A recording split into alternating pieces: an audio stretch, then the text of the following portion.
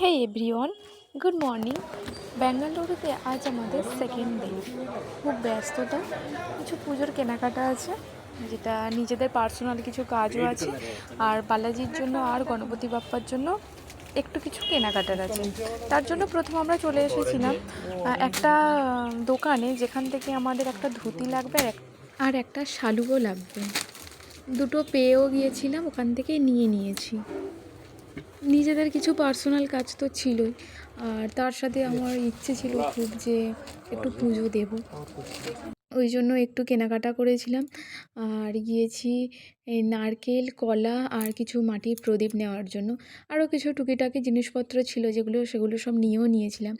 আর এই ছোলা অনেক দোকানে খুঁজেছিলাম, কিন্তু ঠিকঠাক পাইনি। তারপরে দেখলাম যে একটা দোকানে আছে আস্তে আস্তে, তো সেখান থেকে ওটাও নিয়ে নিয়েছি।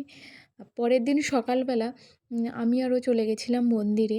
সেখানে পুরোহিত আসেনি সার্জারির কারণে, প্রায় 1 মাস মতো মন্দিরে আসেনি। মন্দিরে সপ্তাহে একবার করে এসে তিনি পুজো করেন, কিন্তু অন্য কাজগুলো কিছু করতে পারছিলেন না।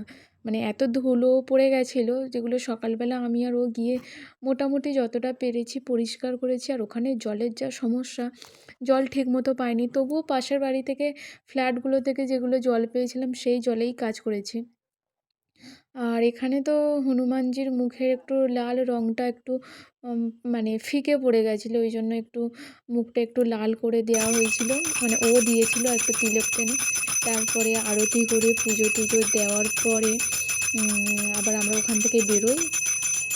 বালাজির পছন্দের নারকেল ছিল, কলা ছিল, ছোলা আর গুড় ছিল। এগুলো বালাজি খুব পছন্দ করে। আর এগুলো এখানে মোটামুটি পুজোর কাজ হয়ে গেছিলো, প্রায় 12:30 1টা বেজে গেছিলো। তারপরে আমাদের কিছু কাজ ছিল যেগুলো সেরে নিয়েছিলাম। ততক্ষণে সন্ধে হয়ে গেছিলো, চলে এসেছিলাম গণপতি বাপ্পার মন্দিরে। সেদিনকে খুব বৃষ্টি হচ্ছিলো সন্ধেবেলা। তো এখানে এসে কয়েকটা প্রদীপও জ্বালিয়ে দিয়েছিল, আর একটু মিষ্টি, একটু ফল নিয়ে আসা হয়েছিল গণপতি বাপ্পার পুজোর জন্য, সেগুলোও দিয়ে দেওয়া হয়েছিল। এই মূষকটা আমার খুব ভালো লেগেছিল, খুব ভালো লাগে ওই মূষকটাকে দেখলে, ভীষণ ভালো লাগছিল।